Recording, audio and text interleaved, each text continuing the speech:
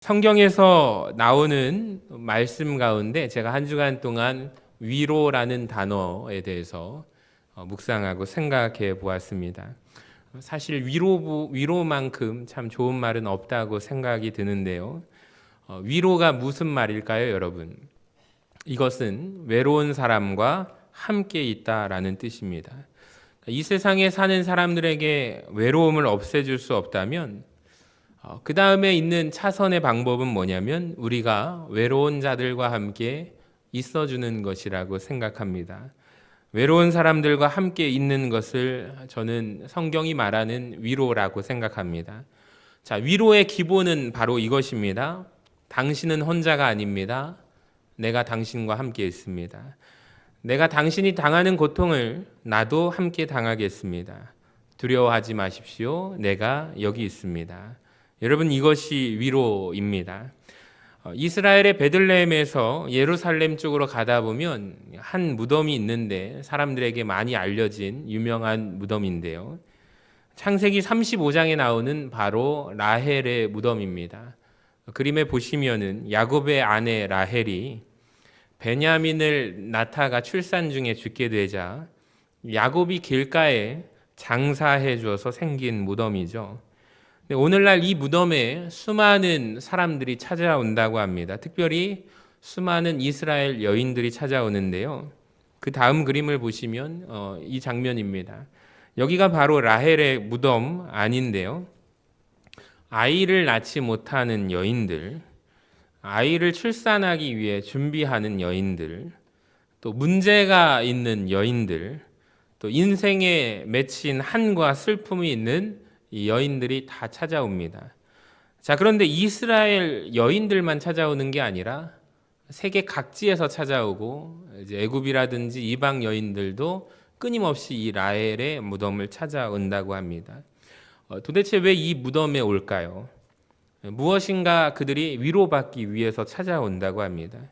어떤 위로입니까? 인생을 살면서 숱한 고통들, 자녀를 낳지 못하는 고통에 대한 위로, 아이를 낳다가 사산한 고통에 대한 위로, 여자로서 힘들게 살고 차별당하며 사는 고통에 대한 위로, 그 모든 위로를 받기 위하여 오늘날에도 여전히 사람들은 라헬의 무덤을 방문하고 있습니다. 자, 그런데 생각해 보니까 라헬이라는 이 여인은 위로를 줄 수 있습니다. 왜냐하면 라헬이라는 여인 자체가 고통을 가졌던 여인이기 때문입니다. 야곱의 둘째 아내였죠. 가계도를 한번 보여주시면은 야곱이 제일 사랑하던 여인 중에 하나입니다. 큰 부인 레아의 야곱과 사이에서 아들을 무려 넷이나 낳게 되고 여종들이 비라와 실바가 아들 6명을 낳을 때까지 아이를 못 낳았던 여인이 라헬입니다. 하나님의 은혜로 말미암아 우리가 잘 아는 인물이죠. 요셉, 꿈쟁이 요셉을 하나 낳았는데, 자, 그리고 둘째 베냐민을 낳다가 출산 중에 죽었습니다. 그러니까 여자로서 온갖 고통을 다 겪어본 여인이에요.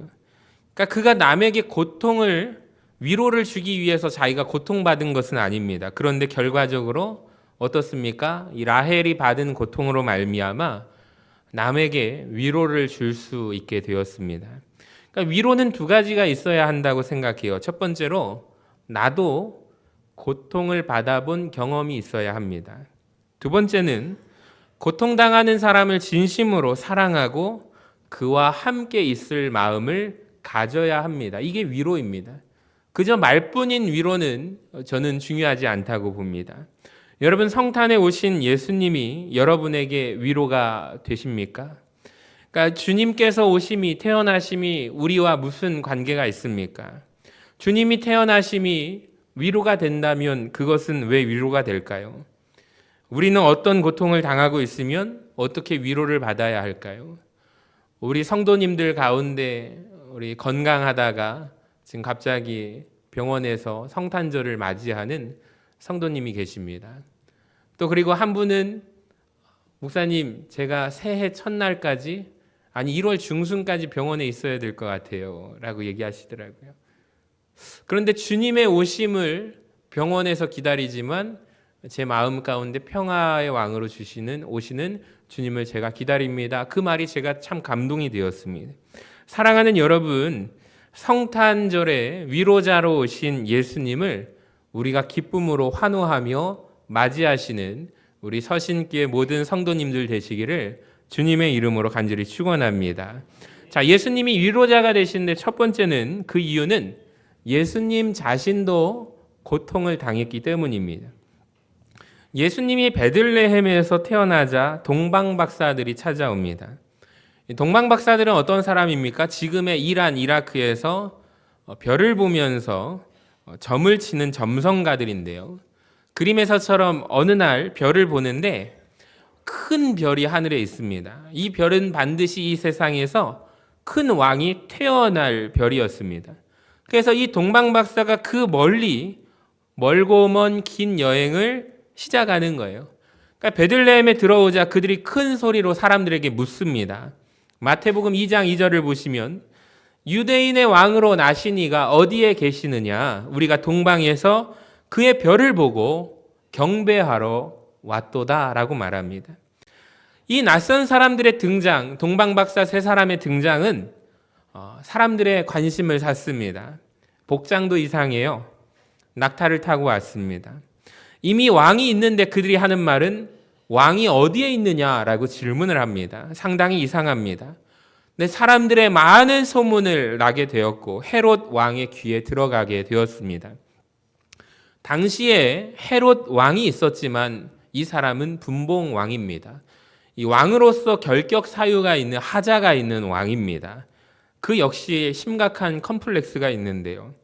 그는 이스라엘의 왕이었지만 유대인이 아니에요, 여러분. 그는 에서의 후손입니다. 에돔 족속입니다. 그는 그런데 어떻게 왕이 되었을까요? 로마가 통치하던 시절에 로마의 수많은 뇌물을 바쳐가지고 어느 날 갑자기 그가 이스라엘의 왕이 되었습니다. 자, 그런데 이스라엘 백성들 가운데 누구도 헤롯을 왕으로 인정하는 이가 없습니다. 어느 날 갑자기 왕이 되었지만 유대인도 아니고 정식적인 절차를 거친 것도 아니기 때문에 그래서 헤롯 입장에서도 늘 유대인들에게 배척을 당하는 그 마음속의 고민과 열등감이 헤롯에게 있었습니다. 자, 그런데 그 순간에 나타난 사람이 동방박사 세 사람이에요. 그리고 유대인의 왕이 어디에 있느냐라고 질문을 합니다. 깜짝 놀라게 되죠. 그래서 조사를 시킵니다. 아니, 유대인의 왕이라니, 내가 유대인의 왕인데 나 말고 또 다른 왕이 있다니, 이게 무슨 말이지? 그래서 신하들을 불러서 성경을 조금 아는 사람이 구약의 미가 선지자가 미가서에 써놓은 다윗의 고향 베들레헴에서 다윗의 혈통으로 왕이 태어날 것이라고 예언된 말씀이 있다고 말해줍니다. 자, 그때 헤롯이 결심하게 되죠. 그래, 혹시 태어났다면 지금 한두 살 정도의 남자아이일 테니 어디에 있는지는 모르나 모조리 다 죽여라 라고 명령을 내립니다. 2살 미만의 남자 아기들을 그래서 다 죽이는 것입니다. 성경학자들이 추산하기를 이때 많은 아기들이 죽었는데 아마도 1,400명 정도의 아기들이 목숨을 잃었을 것으로 생각합니다. 자, 예수님도 그때 거기에 있었습니다. 다행히 천사의 지시를 받고 오늘 본문에 보니까 어디로 피신하냐면 따라합시다. 애굽, 이집트로 피신하게 되는 거예요. 그러니까 여러분, 예수님께서 일생 동안 얼마나 많은 고통을 당했는지 아십니까? 우리로 치면은 지금 출산을 앞두고 이제 만삭에 되면은 이제 출산을 하게 되면 이제 모든 과정들을 준비하잖아요. 아기가 태어나게 되면 그 아기를 예쁘게 감싸서 어떻게 돌봐야 될지 산모들은 이제 하나씩 다 준비를 합니다. 병원에 있다가 이제 산후조리원으로 간다든지 집에 가서 산후조리를 한다든지 모든 과정들 가운데 특히 아기들은 예민하지 않습니까? 그래서 이제 외출을 못해요. 면역력이 약하기 때문입니다. 그래서 좀 아기들이 이제 어느 정도 밖에 나올 수 있는 때가 될 때 나오게 됩니다. 근데 여러분, 예수님도 태어난 지 얼마 안 됐어요. 근데 예수님이 아기였을 때 일생 동안 얼마나 큰 고통을 당하셨는지 태어나자마자 예수님이 당한 고통은 외국으로 피난 가는 일입니다. 여러분, 애굽은 다른 나라입니다. 이집트거든요. 가까운 거리가 아닙니다. 굉장히 먼 길입니다. 이스라엘 지형을 보니까 산과 산악지형이에요. 골짜기로 이루어진 땅입니다. 힘든 골짜기를 통과하면 나오는 곳은 또 엄청나게 거대한 광야가 나오는 것입니다. 광야는 물이 없습니다. 척박한 땅이죠. 예수님은 태어나자마자 이렇게 고난의 길을 걸으셨습니다.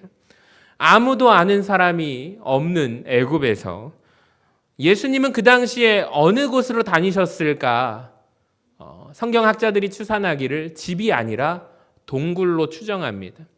가는 길마다 동굴로 숨어서 비를 피하고 날씨 추위를 피하고 그 갓난아기를 예수님이 처음 집은 마주한 곳은 마구간 이후에 동굴이었다는 것을 아십니까? 예수님이 왜 위로자인지 아십니까? 먼저 자신이 고통당하셨기 때문입니다. 그러니까 우리가 모든 당하는 고통을 예수님 역시 당하셨어요. 히브리서 4장 15절을 우리 같이 한번 읽어볼까요? 시작. 이 모든 일에 우리와 똑같이 시험을 받으신 이로되 죄는 없으시니라. 자, 여기에서 시험은 고난을 말합니다. 사람이 살면서 당하는 모든 종류의 고통입니다. 예수님은 죄와 질병을 빼놓고 우리가 당하는 모든 종류의 고난을 당하셨습니다. 죽을 뻔하셨죠. 쫓겨나셨습니다. 도망 다니셨고요. 위험한 일을 당하시고 배고프셨습니다. 목마르셨고 외로웠습니다. 또 제자들에게 배신당했습니다. 마지막에는 죄 없이 죽으신 분이십니다.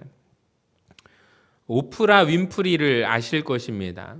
이 오프라 윈프리 쇼가 있죠. 한번 그림을 보여주시면 이 여인이 1986년부터 2011년까지 20년 이상을 미국 TV 프로그램에 1등을 했던 쇼가 오프라 윈프리 쇼입니다. 시청률이 이렇게 성공할 수 있는 이유는 오직 딱 하나. 많은 사람들이 분석하기를 이 오프라 윈프리 때문에 시청률에 성공했다.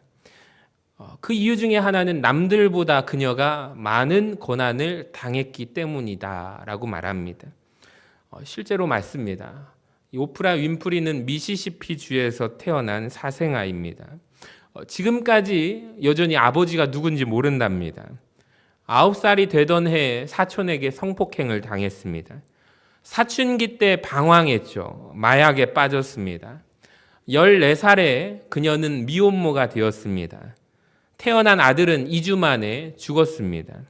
그래서 이 오프라 윈프리 쇼에 나오는 게스트로 출연하는 사람들은 어떠한 주제의 이야기든지 다 이해를 하면은 이 오프라 윈프리가 공감해주고 이해를 합니다.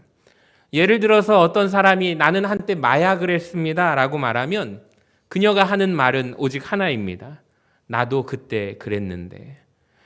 어떤 사람이 자기는 성폭행 당해서 지금 죽고 싶은 기분이에요 라고 말하면 나도 그때 그랬는데 이 한마디를 하는 거예요. 그래서 모든 사람이 이 그녀의 한마디, 그녀의 표정 같이 공감해주고 울어주는 모습을 통해서 많은 위로를 받게 된다고 합니다. 그래서 20년 동안 미국 전역의 많은 프로그램 가운데 1위를 할 수 있는 이유가 여기에 있습니다. 나와 똑같은 고통을 당한 사람들을 그 고통을 마주할 때 또 그녀가 당한 고통을 알기에 사람들은 그녀를 통해서 위로를 받고 힘을 얻었다고 합니다. 자, 이것이 오프라 윈프리의 쇼의 비밀입니다. 근데 저는 한편으로 예수님의 비밀이기도 합니다. 예수님은 우리가 당하는 모든 고난을 당하신 분이십니다. 그래서 여러분 기도할 때 주님을 예수님께 우리가 기도를 하잖아요. 예수님의 이름으로 기도하면 누가 들으세요?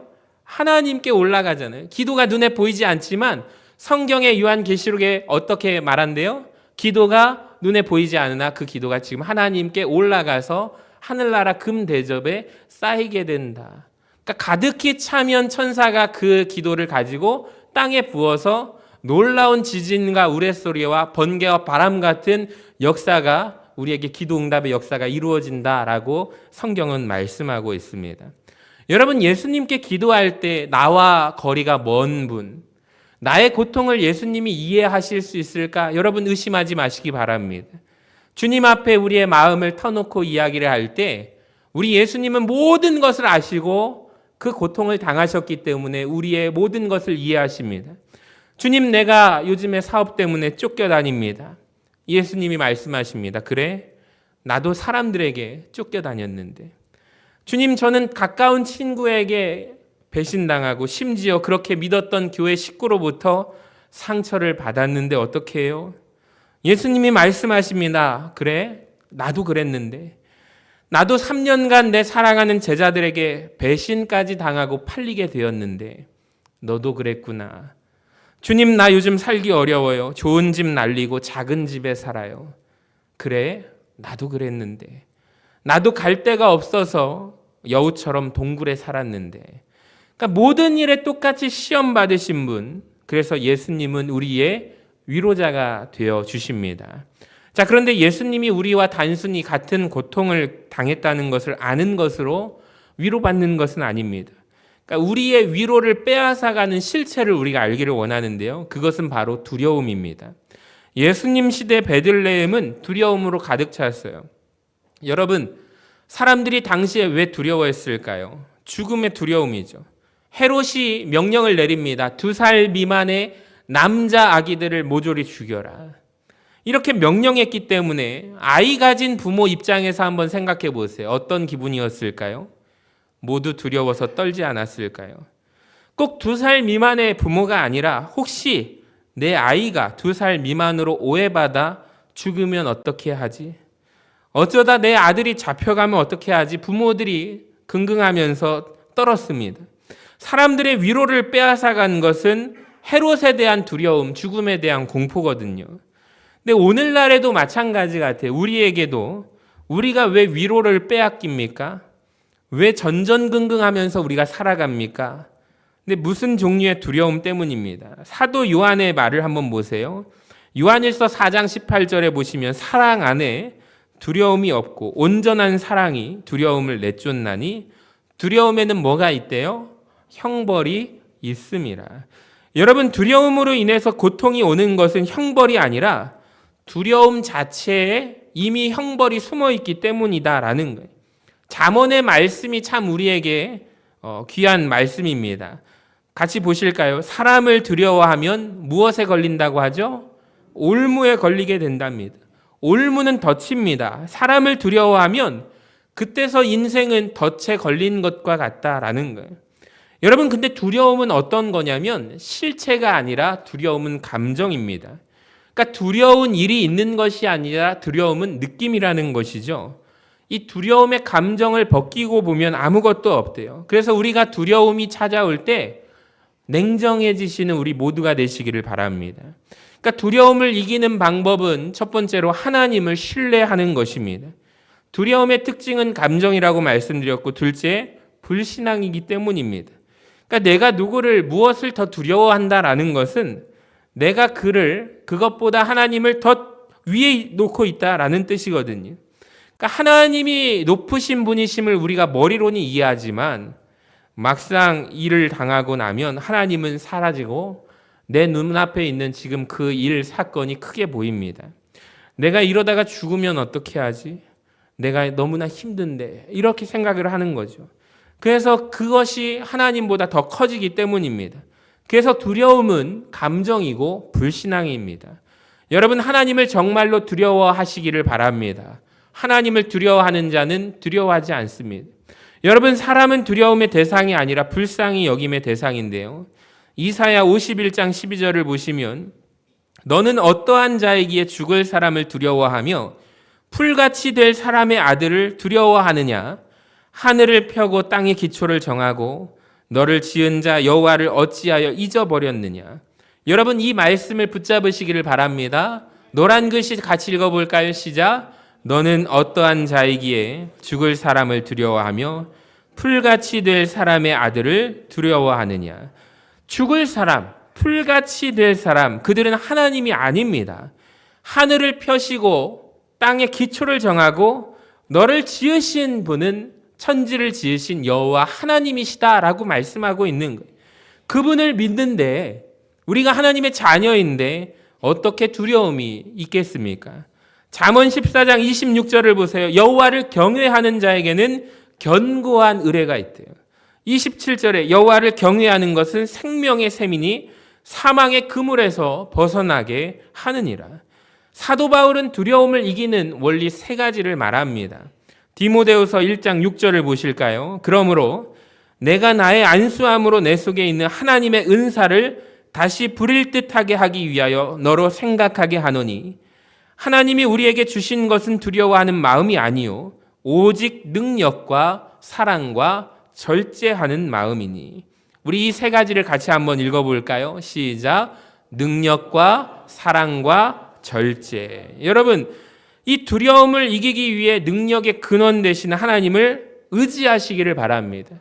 하나님을 사랑하시고 겸손하게 엎드리시기를 바랍니다. 그러니까 두려움의 본질은 자기 사랑이거든요. 그러니까 내가 어떻게 될까봐 두려운 거예요. 그러니까 나를 지키고자 하는 본성이 여러분 그 두려움을 가져옵니다. 근데 내가 나를 지킨다고 지켜질까요? 능력이 있어야 지키지 않습니까? 그러니까 하나님은 능력이 있으신 분이심을 믿으시기를 바랍니다. 여러분, 그런데 그럼에도 두려움의 감정이 남아있다면 어떻게 이길까요? 사랑입니다. 하나님에 대한 사랑으로 이깁니다. 요한일서 4장 18절을 보시면 사랑 안에 두려움이 없고 온전한 사랑이 두려움을 내어 쫓게 됩니다. 그래서 여러분, 결국에 예수님은 위로자로 오셨습니다. 결국에 예수님입니다. 예수님은 우리의 모든 아픔과 고통을 겪으셨어요. 그리고 또 고통당하는 우리 곁에 계심을 믿으시기를 바랍니다. 애굽으로 가셨던 예수님 결국에 어떻게 되십니까? 다시 돌아오십니다. 33년을 그들과 함께 살아가십니다. 그리고 하나가 더 있는데 여러분, 우리가 당하는 고통을 위해 십자가에 죽으시고 부활하셨습니다. 세 가지예요. 우리와 똑같은 고통을 경험하신 분, 고통당하는 우리와 함께 살아가시고 마지막에 십자가에서 고통을 이기시고 부활로 승리하신 주님이십니다. 여러분, 하나님은 지금도 우리를 위로하고 계심을 믿습니다. 우리를 위로하시고 치료하심을 믿습니다. 그래서 우리가 성탄을 기다려야 하는 이유와 기쁨이 여기에 있다고 저는 생각이 듭니다. 사랑하는 여러분, 우리의 위로자가 되시는 예수님의 이름으로 여러분을 위로하고 싶습니다. 우리 고린도서 1장 4절을 같이 한번 읽어보겠습니다. 시작. 우리의 모든 환난 중에서 우리를 위로하사 우리로 하여금 하나님께 받는 위로로서 모든 환난 중에 있는 자들을 능히 위로하게 하시는 이시로다. 아멘. 누가 위로하신다고요?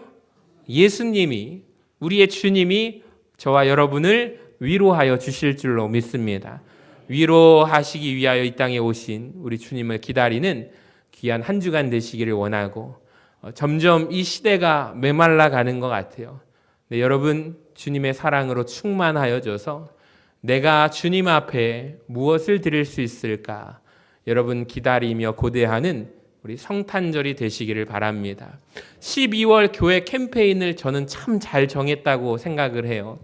작년에도 그랬고 올해도 그랬고 많은 분들이 목사님 맞아요. 연말에 사람 만나느라 바빴는데 이제는 다 정리하고 내가 예수님 중심으로 하나님 안에서 교회 중심으로 살아갈래요 라고 얘기하시더라고요. 할렐루야.